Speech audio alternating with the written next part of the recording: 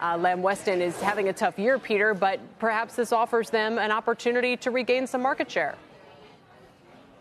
Yeah, thanks, Kelly, for having me. I think it's probably on the margin for Lamb Weston, but one of the things, that we do recognize is, particularly on the East Coast, we source a lot of French fries from Europe. And so to the extent that those get backed up, maybe that helps some of the capacity problems that have, been an issue for the French fry industry in the U.S., just tighten some of that up. You also think McCormick should be somewhat insulated? Yeah, so the company reported earlier this week and actually talked a bit about this. They've been planning for months and actually used some of their working capital to build up inventory of raw materials. So a lot of the spices that they source from around the globe, they were able to kind of buy ahead of time and plan in the event that this becomes an elongated strike. Included in some of your companies that could face losses are some really interesting data points that make me rethink my Costco order this morning. Anecdotally, my New Jersey Costco was already out of paper towels, which I was not buying because of the port strike, just because I thought they'd be useful, and they were gone. But I'm glad that I bought that Rao's sauce because you think those imports could be affected, and that would, of course, be a problem for Campbell's. Yeah, so this was Rao's was a brand that Campbell's acquired earlier this year. Part of the authenticity of the brand around Rao's, again, is that it's made in Italy and it's imported from Italy. Even some of the production assets that Campbell's has in the U.S. to help produce Rao's, they actually need to source the tomatoes, the olive oil from Italy to keep the authenticity of the brand.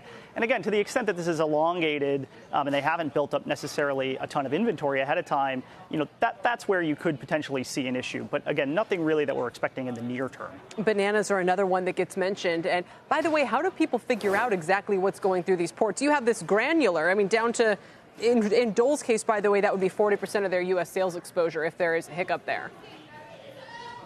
Yeah, so take a company, you mentioned before the break, like Smucker's, who sources, coffee through New Orleans. It's actually where their big roastery plant is for Folgers. So, we have that level of detail going through a number of these companies. I think the other ones that we'd really kind of call out as potentially having issues, again, to the extent this keeps going on, some of the chicken companies who export, a decent amount of chicken out of the U.S., you don't want to get stuck in a situation where you have a perishable product that needs to go out and you don't have a home for it. That's a great point, because if our exports are affected, you can imagine those industries screaming, not to mention the consumers who want products, but also the industries trying to get things like chicken to other markets. Keurig Dr. Pepper, their second biggest beverage plant is in Ireland. So it's almost like I can think of people listening to this and thinking about what they actually need to stock up on. Are we really going to expect disruptions? What's the length of the strike, at which point you think, people might seriously need to think about stockpiling?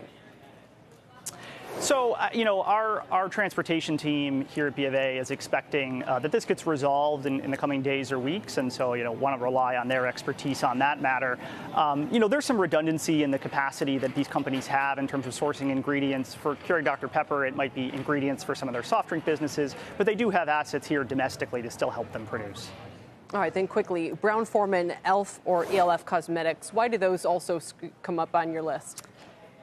Yeah, so for Brown-Forman, it's 40 to 45% of the sales. So these are brands like Woodford Reserve and Jack Daniels that are being exported out of the U.S. specifically to Europe. And so that has a potential, again, to the extent this goes on, to kind of cramp sales. Anything going to Asia or other markets is probably okay, but the European piece of the business, could see a bit of a challenge. In terms of ELF, look, they source a lot of their product from China.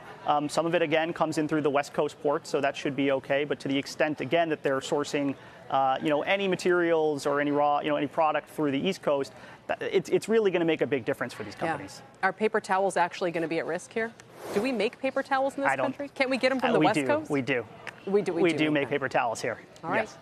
Good to know. Peter, thanks. Appreciate your time today.